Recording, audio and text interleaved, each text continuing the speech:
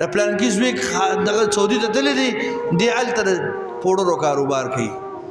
د الله بنده پردی یې واغوسته سړی یې وخوړه په ځان یې سخته تېره کړه بچي زلمي شو بچو له یې ویزې وکړې قرضدار یې وکړو نن خدای وله نوړی ورکړه جامې ورکړه روټۍ ورکړه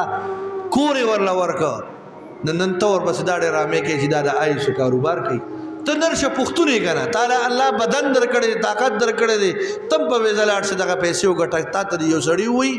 چې ته د آیسو کاروبار کوي په دې معاشره کې او په دې ملک کې موټر سایکل موټر نشي اغشتی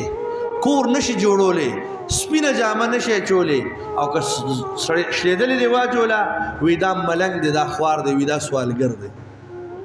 که کور دې جوړ کو وی دا آرامې ګټي